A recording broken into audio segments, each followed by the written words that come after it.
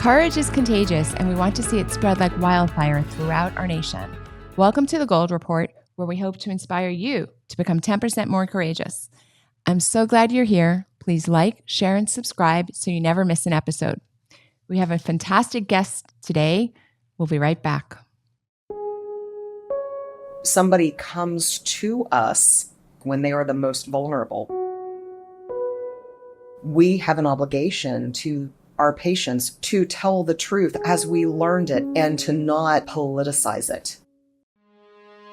We are performing surgeries on these children that have neither the capacity to make these life-changing decisions nor the wisdom, and the only people benefiting is the medical industrial complex, because the more surgeries that are done, the more money it is made. Whether you're talking about an 8-year-old or an 11-year-old or a 14-year-old, I don't see how you can actually derive informed consent. We all know that we can't be getting true informed consent. I didn't really realize, but there was a sickness that had been afflicting the profession for a long time. Our medical industry has objectively been compromised in more ways than one.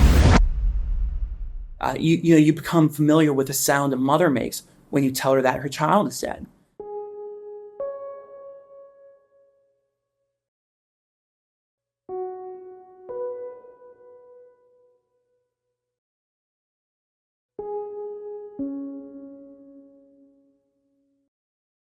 Hannah Faulkner is a 17-year-old patriot, host of the Hannah Faulkner Show, and founder of Culture of 1776. As a former motocross champion, ranking top 10 in the world for her age group, and stock car racer, she's now dedicating her time traveling the country speaking, with the goal of mobilizing Americans to stand for truth in the current spiritual battle we all face. I'm so delighted to have with me on the show today Hannah Faulkner, and as our guests, as our viewers know, I love to bring people on who are really pushing the envelope and trying to convince other Americans and demonstrate and role model for other Americans what they can do to kind of make our world a better place, which is exactly why I have you on today, Hannah, because you are a tremendous example to other people of wherever you find yourself in life, whatever position you are in life, what can I do to make things better? And it starts from whatever problems you're seeing in your daily life. So our audience knows that you're 17, and I told them a little bit about your athletic background, which I didn't know about, the motocross. Yeah, you know what? I don't talk about it a lot, but someone told me the other day, they're like, you need to put that in your bio. Like, that's really interesting. And I was like, hey, you know what? I will. I every time I get into a conversation about it or get thinking about it, I'm like, man, I really miss it. But it's something I don't need to do. I had 5 concussions. And I actually, that was me being very lucky, considering many of my friends broke their femurs multiple times, collarbones, some of them broke their necks. So I got out on the lucky end of things, but it's a very competitive sport. It's not for the faint of heart, for sure. It's a lot of work, a lot of grit, a lot of sweating, tears, and a lot of blood too.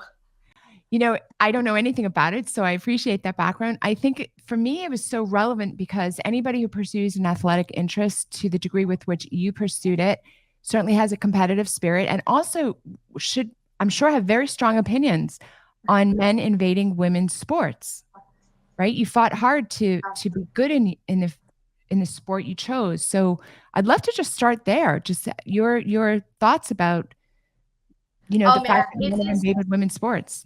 It's disgusting. You know what? It's the thing about it is it is mind-boggling to me that we're even having this discussion where we're saying that men shouldn't be in women's bathrooms and women's spaces. But I think it really just shows that we as a society, we as a nation, have rejected common sense moral standards. I mean, that's what it comes down to, is that we've rejected a level of morality in our nation to where we're debating whether or not men should be in women's bathrooms and in women's spaces. But the biggest problem that I have specifically with the conservative movement is we're never going to end this battle of men competing against women if we don't go to the root of the problem. And the root of the problem here right now is feminism. I mean, if you go back to the 80s and 90s, the feminist movement alongside Planned Parenthood were pushing this notion that male and female, there's no difference between men and women. It's just a social construct. And so if there's no difference between men and women, then why does it matter that there are men in our sports, that there are men taking our scholarships, and that there are men in our bathrooms? And so this has been not something that's just happened over the last couple of years. I think it was in 2021 when William Thomas was competing against Riley Gaines, Paula Scanlon, which was one of his teammates at the University of Pennsylvania, an incredible young lady that was censored and really silenced and blackmailed by her own university that she attended if she dared to speak out about him, swimming against her and going into their locker rooms at the University of Pennsylvania. But regardless, if we don't go to the root of the issue and start calling it out for what it is, and that feminism is the reason why we have men and women's bathrooms today, we're never going to solve it. Because I think a lot of times the conservative movement's like, oh, what happened to the party, the movement that used to be for women's rights, that used to be for women, and now they're not. The problem is it's never been about women's rights. It's always been about control. If you look at the history of communist countries, if you look at the history of movements such as feminism, you can understand that if you want to have a Marxist, if you want to create cultural Marxism in that society and ultimately lead to communism, then you need movements like feminism promoting these ideas like liberation and free love and all sorts of things. I mean, we've seen this throughout history in communist countries. So I think that's the biggest problem with this whole girls' sports issue. Like, yes, it's a common sense idea. Men shouldn't be in women's bathrooms. But the reason we're here is because of the feminist movement.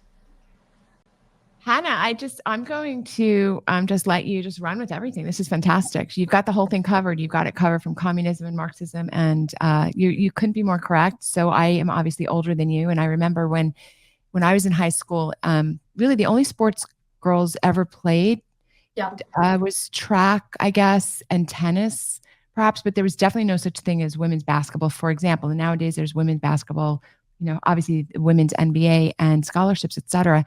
And it was such a battle. I didn't see it so much in terms of feminism or not feminism at the time we were going through it, but it was such a battle for women to get funding for sports because it wasn't as popular as men's sports. And people would argue, well, women shouldn't get as much funding because they're not bringing in as much money. People are not watching them as much. But a lot of people went to battle and they said, well, it's not fair. Like, girls should have an opportunity. And I grew up in a time probably just before that, and then it really started taking off. And I have to say that I was so grateful that women got an opportunity to really play a lot of sports. I mean, it was more than when I was young. And I am blown away that we're just giving that up. I'm absolutely blown away by it. I'm offended as a doctor. I'm offended at my medical brethren that are pretending that biology doesn't exist. Yeah. So thank you for just, I don't know, being fierce. How is this amongst people your age? Like is it Gen Z, your age? Yeah, Gen Z. There's so many different generations. I think the one right after me is like Alpha or something of that. I think it's Alpha. But no, it's, I just saw a statistic the other day that said 27% of Gen Z identifies as LGBTQ. Recently, literally a year ago, it was at 23%. So it is growing substantially. I mean, I think your generation is like less than 3%, maybe less than 1%. I mean, very, very low percent compared to what it is now in just a 20-year span. But I really don't think that it's any coincidence when we've seen nearly every single institution, like the medical industry, the educational system, Hollywood, the media, push out these anti-God, anti-science, and frankly, anti-American ideas down their throats every single day. And so really, I mean, I see this a lot, that this generation, Gen Z, is the first generation to have a 24-hour news cycle, to have pornography at their fingertips whenever, wherever they want. I mean, the average age of someone viewing pornography is age 11. And it sickens me to think about, as a 17-year-old, to know that there are young boys, young girls looking at this sexually explicit content at 11 years old, something that nobody should be looking at. And so they're perverting and twisting their minds at such a young age. And you're a doctor, so you understand the psychological effect that it has on these children. Totally. Content. What were you saying? I was going to share with you, it's fun to talk from cross age differences between you and I. So pornography meant something very different when I was young. It was simply a magazine filled with pictures, like naked pictures. And that was like the height of depravity. I don't even want to say depravity, but that was the height of licentiousness that society reached. The internet changed everything. So looking at a naked picture is such an entirely different thing than internet porn.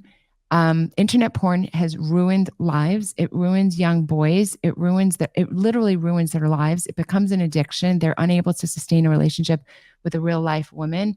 I honestly don't know how your generation or even generations of women in their 20s is supposed to go forward and build families it's very difficult to find just a normal man and a normal woman too. So yeah, I'm just curious about your thoughts about this, like just growing up as a 17-year-old. And I think that's the thing that we all have to realize is we talk about all these issues and, the dating scene, as it pertains to my generation and even millennials and, the statistics of depression and anxiety and the suicide rate and all of these things that are just skyrocketing. The marriage rate is going down. It's plummeting. The divorce rate is skyrocketing. The list goes on and on. All of these things that are negatively affecting society. And this is not a coincidence. This is a very strategic plan that has been laid out really for the past century by these elitists, by these globalist parasites. Someone came on my show and called them parasites. So we got to stop calling them elites. They are parasites. And they care nothing about the people. And I was like, wow, okay, that's awesome. That's great. So globalist parasites, but this is a very strategic plan that has been laid out by them.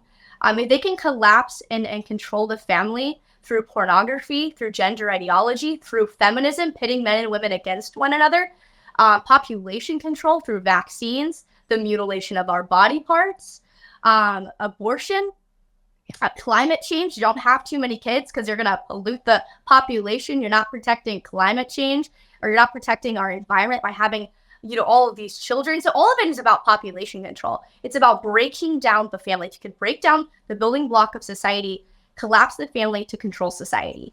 And once you realize that, once you recognize that if they can collapse your religious compass as an individual, your moral compass as an individual, then they can collapse the family and then they can control society. And once you understand that, you're like, wait a second, this all makes sense. That all of these agendas that they are pushing up, they're laying out so strategically onto society, this makes sense why they would be doing this.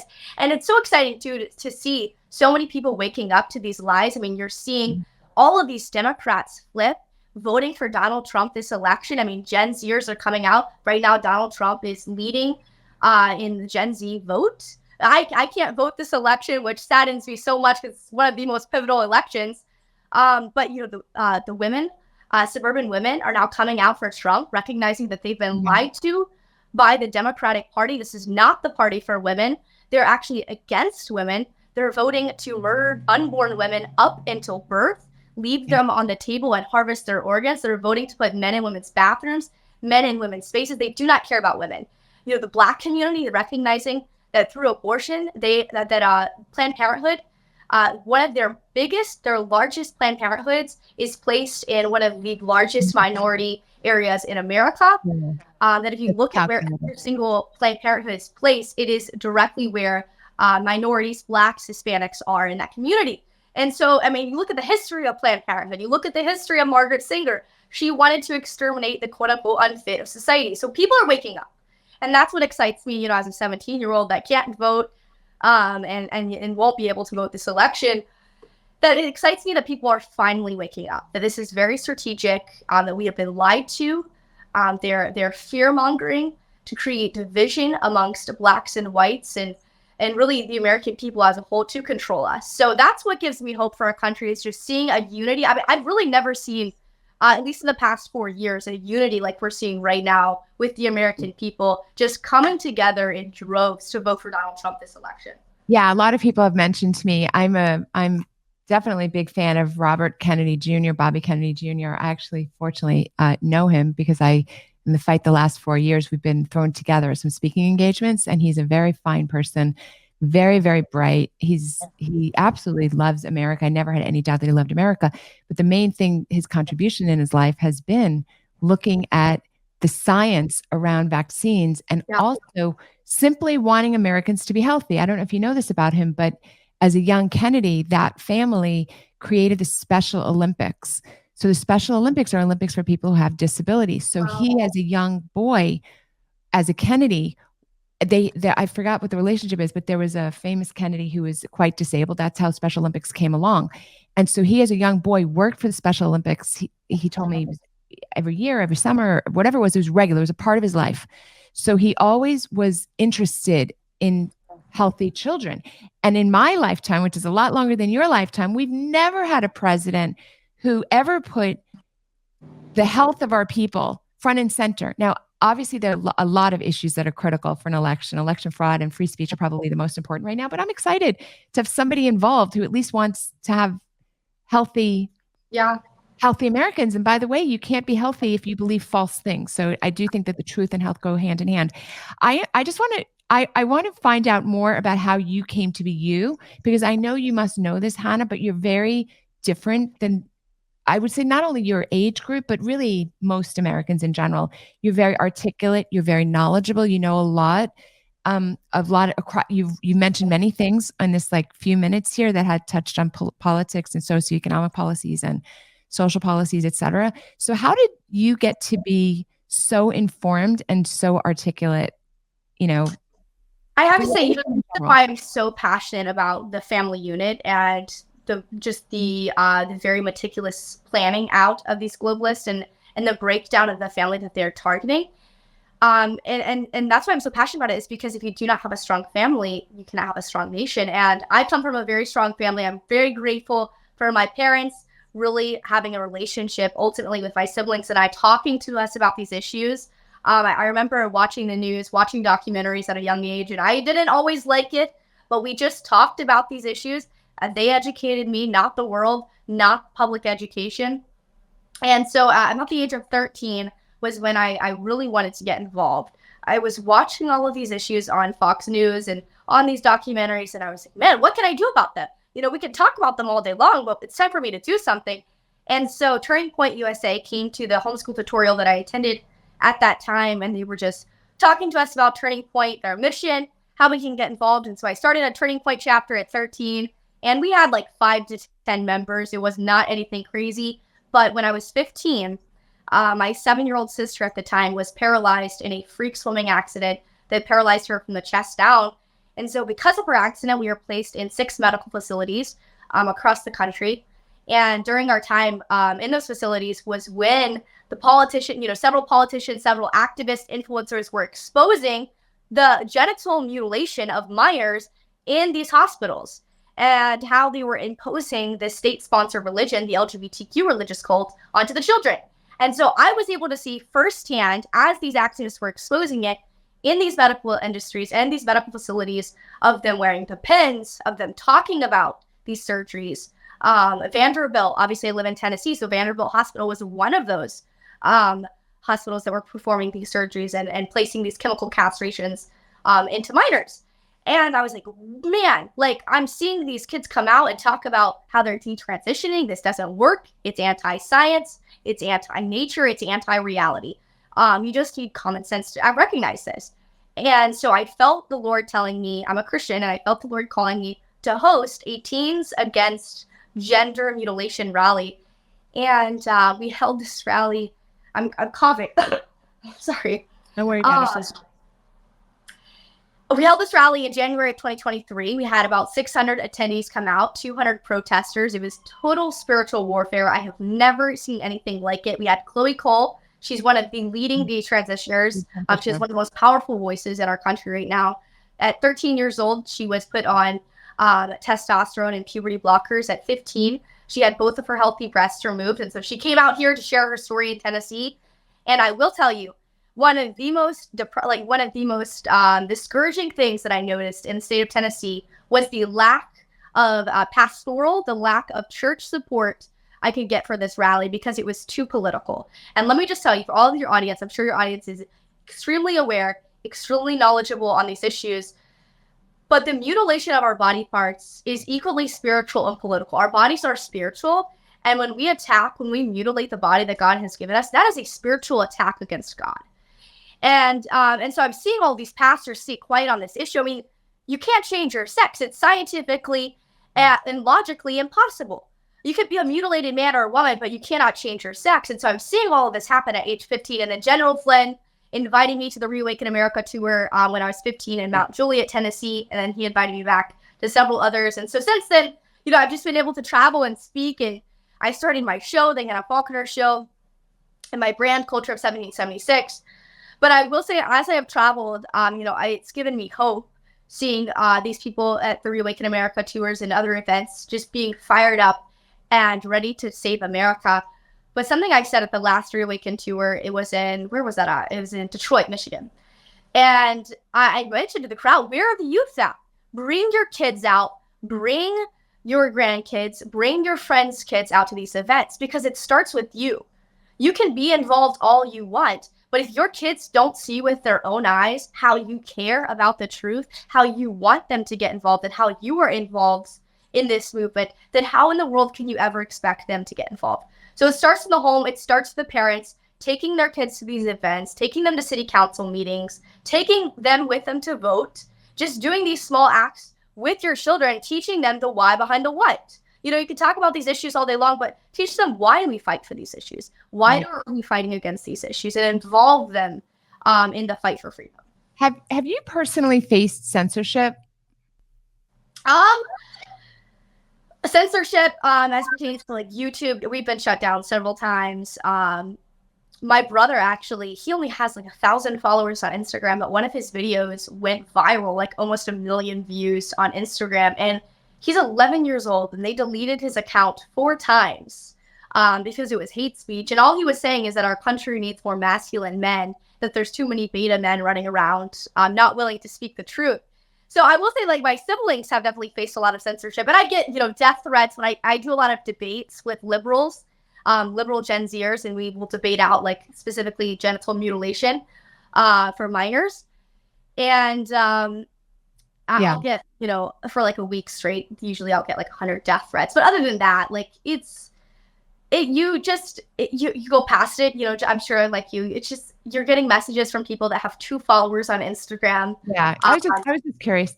And just talk for 2 minutes about your t-shirt. Oh, this is funny. I literally almost didn't even wear this today because I wanted to wear this white button up. And I was like, it doesn't work well. I'm just gonna wear this Former Fetus shirt. But yeah, it's from Live Action, Former Fetus. It's kind of like a slap in the face to all of the liberals that are like, it's just a fetus. It's just a clump of cells. When we're all former fetuses, and we're all basically just a clump of cells if you look at it like that. So no, it's funny to see the reactions when I go to places. They're just like, what are you wearing? Like, former fetus. You're too young, but Ronald Reagan had a quote. He's something about I noticed that all the people that are in favor of abortion have already been born. Yeah. It's kind of a funny quote. I love that quote. Yeah. I'm designing a shirt on my website. It says, choose life, your mom did.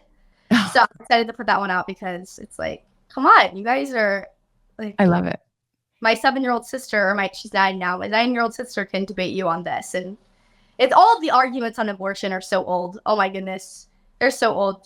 There's just the logic in the abortion argument is, it's old. It's old. So Hannah, what I would love is, I love bringing on people that are making a difference, that are making change, because everyone thinks it's up to somebody else. Or everybody thinks they don't have the wherewithal to do something. So what can you say to people your age, and then also full-on adults, people in my age group, about how this has affected your life and like why you choose this path for your life? Because I'll just say that for my life, I'm delighted to speak up publicly. Like, it makes me feel energized and happy and powerful in the sense that, like, I'm doing something, I'm trying to change something. So what would you say to people your age who are like, oh, I'm not interested in politics, or I don't care, or that's not my lane, or I don't know enough? What would you say to people? Yeah, well, I think first off, to not care about politics, to not care about what's happening in our country is really not to care about the people around us. It's choosing to not care. I mean, it's pretty selfish. Really, to not want to care about politics. And, it can frustrate you. It can, make you sad. But I always tell people, they'll come to me and they say, Hannah, like, when I watch the news, it just depresses me. It leaves me filled with anxiety. I don't want to watch it. When you watch the news, do not let it depress you. Let it ignite a fire under your feet to stand for what is right, to stand for what is true. Dietrich Bonhoeffer shares a story in one of his books about the church under Nazi Germany and how many of them were placed right beside railways. And the train would go with a cart full of Jewish people crying out, screaming for help as they're on their way to a concentration camp. And the church's way to sound out the screams and the cries was just to sing louder. And a young man shared this parallel with me that's happening in America right now, where many churches are placed right outside of abortion clinics, of Planned Parenthoods. And that church never dares to ever speak on that issue, never dares to go over and talk to these women about as they are about to murder the life of their own child that they conceived. And the church refuses to ever talk about it. And so when you recognize the parallel between Nazi Germany church and the American church today, you recognize, oh my word, we are so close to losing this country. We are so close that it's on our fingertips. I mean, Ronald Reagan, you mentioned a quote from Ronald Reagan, and he says, freedom is never more than one generation away from extinction. It cannot be passed down through the bloodstream. It must be fought for, protected, and handed on to the next generation to do the same. And so we are not willing to fight for freedom. We are not even willing to speak the most basic of principles, to have these hard conversations. Then what are we willing to do? I mean, men and women stormed the beaches of Normandy knowing they were going to die for the freedoms that we enjoy today. And we are even willing to tell our friends that we believe that life begins at conception and you can't change your sex. Yeah. I mean, how cowardly have we gotten? It's so embarrassing. Yeah, it is. It's so embarrassing. It's so embarrassing. When I see young men wearing masks, I think to myself, like, I hope you never get a girlfriend. I hope you never get married. Like, why would any girl ever want you? Like, that's unbelievable. Like, you would never have stormed the beach at Normandy. I just want to share with you, if you don't know, just a resource. So Liberty Counsel does a lot of religious liberty lawsuits. So they won a case 2 years ago at the Supreme Court. So anybody who has any doubt about the legality of speaking out, of a church speaking out, put it to rest. All that legal doubt has all been evaporated. They reversed something called lemon law. It's reversed. So churches do need to speak out. And you probably are familiar with Letter to an American Church by Eric Metaxas. If not, put it on your list. Letter to an American Church by Eric Metaxas, which speaks out about how the churches were so silent in the Nazi Germany era. And we're seeing the exact same thing here in America. So I just want to say, Hannah Faulkner, you are fierce. You are somebody I'm going to watch for the next X number of years. I hope you become president of the United States one day. I don't think it's out of the realm of the possible. That's my opinion. And I've had a pretty good track record so far. So thank you so much for joining us today. And is there a website or a URL that you'd like to point people to share with about your show? Yeah, so my show is on Rumble. It's the Hannah Faulkner Show. But if they just go to my website, cultureof1776.com, that'll take them to my website, my newsletter, and then the merch that we sell as well as on there. Amazing. So great to chat with you, and we'll see you next time. Thanks so much for having me. Thanks for joining me on The Gold Report, where we hope to inspire you to become 10% more courageous. Remember to like, share, and subscribe. See you next week.